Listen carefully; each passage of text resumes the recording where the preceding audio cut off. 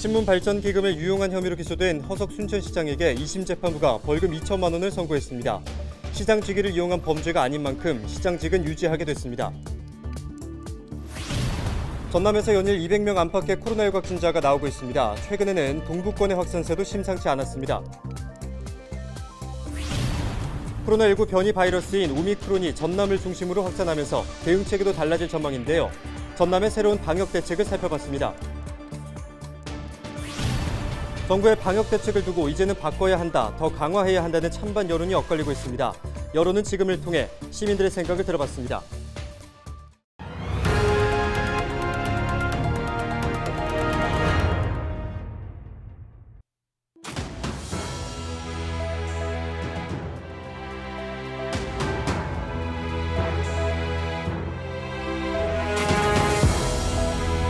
여러분 안녕하십니까? 헬로티비 전남 뉴스입니다. 지역신문 발전기금을 유용한 혐의로 기소된 허석 순천시장의 항소심 결심 공판이 있었습니다. 허석 시장은 하루 연차를 내고 재판에 직접 참석했는데요. 1심에서는 징역 10개월에 집행유예 2년이 선고됐지만 2심 재판부의 판단은 달랐습니다. 서경 기자의 보도입니다.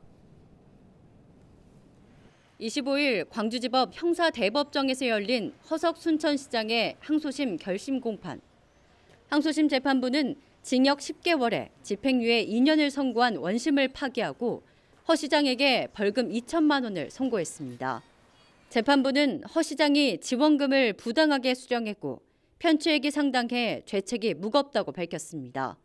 하지만 편취액 전액을 신문사 운영 자금으로 썼고 시장 직위를 이용한 범죄가 아닌 점을 종합적으로 고려했다는 양형 이유를 설명했습니다. 허 시장은 밝은 표정으로 법정을 나서며 결과에 만족한다는 입장을 밝혔습니다. 그동안 심려를 끼쳐드려서 시민 여러분께 송구하다는 말씀을 드리고요. 무엇보다도 순천시정을 중단 없이 이끌 수 있게끔 해준 재판부에 고맙다는 말씀을 드립니다. 시민의 뜻을 받들어서 열심히 하겠습니다. 시장 직위를 이용한 범죄라면 공직선거법 위반 혐의가 적용돼 벌금 100만 원 이상 선고 시 직위가 박탈됩니다. 하지만 이 사건은 허 시장이 당선되기 전 신문사 대표로 있었을 때 저지른 범죄여서 벌금 2천만 원이 선고돼도 시장직이 유지되는 겁니다. 시장직 상실과 피선거권 박탈 우려 속에 정치 생명을 보존하게 된 허석 시장. 항소심 재판부가 벌금형을 선고하면서 허 시장의 재선 출마는 가능해졌습니다. 검찰의 상고 여부는 아직 확실치 않은 상황에서 지역 정계는 또 한 번 요동칠 전망입니다. 헬로티비 뉴스 서경입니다. 전남의 코로나19 확진세가 지속되면서 연일 200명 안팎의 확진자가 나오고 있습니다. 전남은 지난 24일 하루 동안 191명의 확진 판정을 받았고 목포 48명, 여수 16명, 순천 25명 등 20개 시군에서 확진자가 나왔습니다. 최근 전남은 서남부권을 중심으로 확진세가 이어지다가 동부권도 점차 증가세를 보이고 있습니다. 코로나19 변이 바이러스인 오미크론이 지역은 물론 전국적으로 확산되면서 대응 체계도 새롭게 바뀝니다. 확진자의 격리 기간이 줄어들고 선별진료소에 자가검사 키트가 도입됩니다. 박종호 기자의 보도입니다. 목포를 중심으로 전남 지역 코로나19 확산세가 계속되고 있습니다. 25일 0시 기준 전남에서 191명의 코로나19 확진자가 발생했습니다. 전체 3,069명이 감염됐는데 12월보다 2배 수준인 것으로 나타났습니다. 또 비교적 잠잠했던 목포 지역에서 누적 확진자가 1,633명으로 순천이나 여수보다 많은 것으로 조사됐습니다. 저희 목포시는 목포 실내체육관 주차장에 자가진단 키트 검사 실시하려고요. 임시선별진료소를 개소를 했습니다. 그리고 PCR 검사는 보건소와 평화광장 상시 운영하는 선별진료소와 찾아가는 이동 선별진료소에서 실시할 계획입니다. 26일부터 오미크론 변이에 대한 대응 체제가 바뀝니다. 예방접종 완료자가 확진 판정을 받을 경우 격리 기간을 7일로 단축하고 미접종이나 일반 접종자의 격리 기간은 10일로 변경됐습니다. 또 지역 보건소 선별진료소에 자가검사 키트가 도입되고 PCR 검사가 진행됩니다. 역학연관자나 60세 이상 등 고위험군은 선별진료소에서 PCR 검사를 받고 요양병원 등 감염 취약시설 환자도 선제적 PCR 검사를 받아야 합니다. 일반인들은 선별진료소에서 자가검사 키트로 검사한 뒤 양성이 나올 경우 PCR 검사를 진행합니다. 재택치료 환자 격리 기간도 10일로 변경됐고요. 자가격리 기간도 접종 완료자에 대해서는 7일로 변경됐습니다. 전남 지역은 오미크론 우세 지역으로 분류돼 새로운 검사 체계가 도입된 상태. 연초부터 코로나19 확산세가 계속되면서 지역민들의 불안감도 커지고 있습니다. 헬로티비 뉴스 박종호입니다.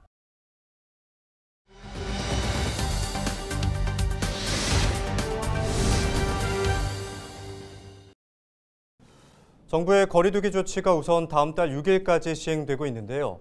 밤 9시까지 제한 시간은 그대로 유지하는 대신 4명으로 제한됐던 인원은 6명까지 늘어났습니다. 하지만 이런 정부의 방역 정책을 두고 시민들 사이에서는 의견이 엇갈리고 있습니다. 김영민 기자가 여론은 지금에서 들어봤습니다. 현행 거리두기를 두고 시민들의 의견은 극명하게 나뉘었습니다.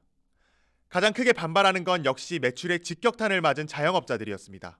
네, 6인 제한 했을 때 같이 회식하는 자리 같은 것들이 원래는 있었는데 지금 같은 경우에는 아예 없어져가지고 단체 매출 같은 거는 좀 많이 떨어지는 경향이 있죠. 단체 제한은 웬만하면 푸는 게 아무래도.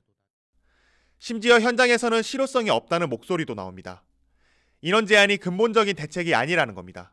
4명 제한하는 것도 그냥 오셔서 따로 떨어져서 나왔지 효과는 없다고 생각해요. 그러니까 모르는 척하고 앉지만 다 같이 오는 사람들이고 그렇다고 저희가 쫓아낼 수가 없어요. 일부 시민들은 정부의 거리두기 기준과 형평성을 지적합니다. 제한 인원을 2명 더 늘린 이유와 백신 패스 적용을 받는 곳과 받지 않는 곳에 기준이 무엇인지 명확하게 밝혀야 한다는 겁니다. 일반 소상공인한테도 대형 백화점이나 마트 같은 것처럼 똑같이 적용을 좀 해줬으면 좋겠어요. 어차피 다 이렇게 먹고 살려고 하는 짓인데. 반면 일부에서는 정부의 거리두기 조치에 시민들이 더 적극적으로 협조해야 한다는 목소리도 나옵니다. 생각해보면 자영업자들이 이제 너무 인원수가 적으니까 4명 미만 적으니까 단체석 같은 이렇게 큰 업장들은 영업도 안 되고 6명까지 늘어나면은 약간 연초이기 때문에 모임 같은 것도 가능하지 않을까 해서 저는 나쁘지 않다고 생각합니다. 지금보다 방역을 강화해야 한다는 의견도 있었습니다.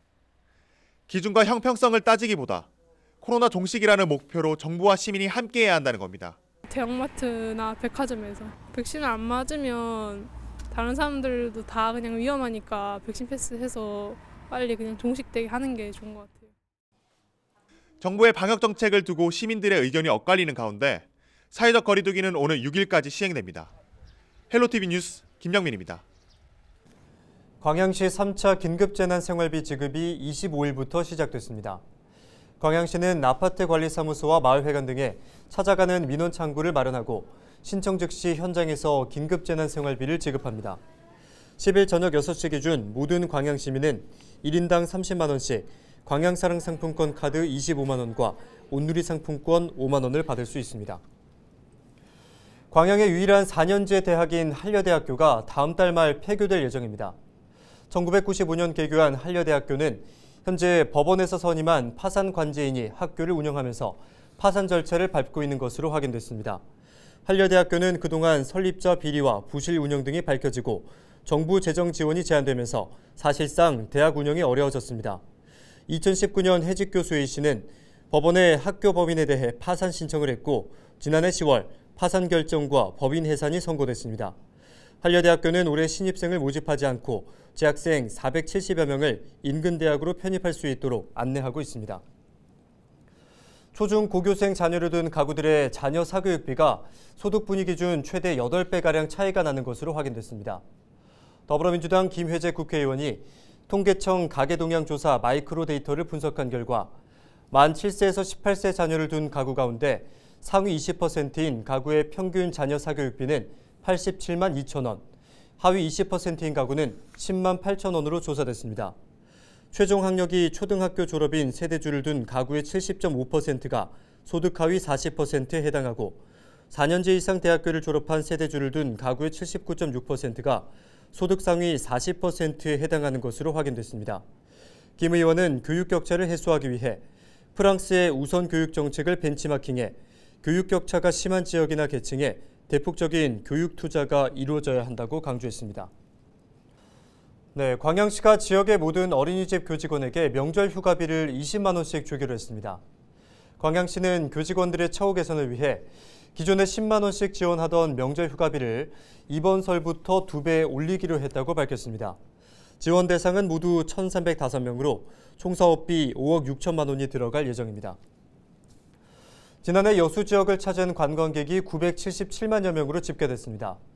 여수시가 발표한 자료를 보면 지난 2020년 주요 관광지 방문객 수는 872만 명이었지만 올해 12% 증가해 코로나19 장기화에도 관광객이 꾸준히 늘어날 것으로 파악됐습니다. 여수시는 관광객 증가 배경으로 안심관광지 선정과 단계적 일상회복 실시 등을 꼽았으며 올해도 관광객 유입을 늘리기 위해 비대면 관광 콘텐츠 개발에 주력하겠다고 밝혔습니다. 네, 여수시가 올해 두 번째 추가 경정 예산에 1조 6,330억 원을 편성한 뒤 시의회에 제출했습니다. 여수시의 2회 추경 예산 규모는 올해 첫 추경 예산 1조 4,282억 원보다 2,048억 원이 늘었습니다. 세부적으로 살펴보면 지역사랑 상품권 발행과 청년 일자리 사업, 수산물 저온 공동 저장고 지원, 오천 일반 산단 재생 사업, 석유화학 산업 고도화 등 다양한 사업들이 포함됐습니다. 여수시는 코로나19의 여파로 침체된 지역경제 활력을 불어넣고 일자리 사업과 정주 여건 개선을 통해 실생활에서 체감할 수 있는 사업 위주로 예산을 편성했다고 밝혔습니다.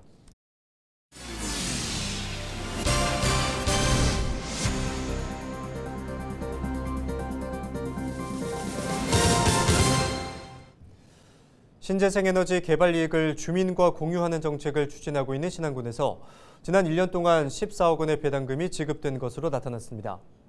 신안군은 지난해 신재생에너지 개발 이익의 일부인 14억 원의 배당금이 안좌도의 경우 한 가구당 840만 원, 자라도는 4가구당 816만 원씩 지급됐다고 밝혔습니다. 신안군은 앞으로 청년들이 전입을 고려할 때 이른바 햇빛연금 정책을 한눈에 알아볼 수 있도록 태양광 연금 지도를 만들 계획입니다. 민선 7기 신안군의 공약 이행률이 88.9% 이르는 것으로 나타났습니다. 민선 7기 신안군의 공약 63건 가운데 41건은 이행한 뒤 계속 추진되고 있으며 14건은 정상 추진되는 것으로 집계됐습니다. 공약 이행 현황은 신안군 홈페이지에서 공약란을 통해 자세하게 확인할 수 있습니다. 강진군이 오는 4월까지 농업인 월급제 지원사업 희망자를 모집합니다. 강진군에 주소를 두고 농업경영체를 등록한 농지 가운데 벼와 양파, 마늘 등 일정 규모 이상의 농작물을 지역 농협과 계약 재배하고 있는 농가는 신청이 가능합니다. 대상자로 선정되면 농협 수매대금의 60%를 지역 농협에서 한 달에 최대 250만 원까지 선지급하고 강진군이 이자를 지원합니다.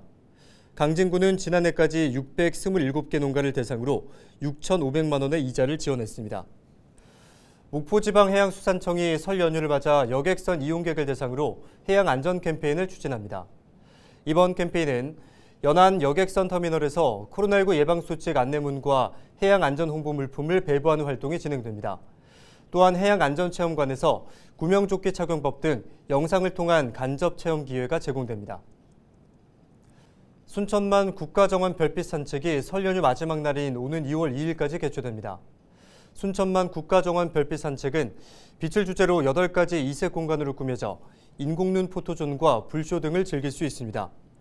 순천시는 설 명절을 맞아 전통놀이 한마당과 꽃씨 나누기, 한방떡, 한방차 무료 나눔 행사도 진행할 예정이라고 밝혔습니다. 순천시가 치매 치료비와 돌봄 비용 부담을 줄이기 위해 소득 기준과 상관없이 관리비를 지원합니다.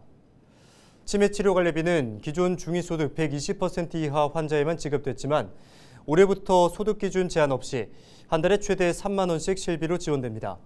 지원 신청은 치매 진단 질병 코드 또는 처방전 등 서류를 갖춰 치매 안심센터에서 할 수 있습니다. 순천시가 유네스코 도시로서 경쟁력을 강화하고자 문화유산과를 신설해 운영합니다. 문화유산과는 유네스코 도시 상징화 사업과 나간읍성 세계유산 등재 추진, 문학창의도시 지정 사업을 중점으로 운영될 방침입니다. 순천시는 과거와 현재, 미래를 배경 삼아 시민과 함께 가꾸는 문화유산 도시로 거듭나기 위해 문화유산 시책을 확대해 나가겠다고 밝혔습니다. 뉴스를 마칩니다. 고맙습니다.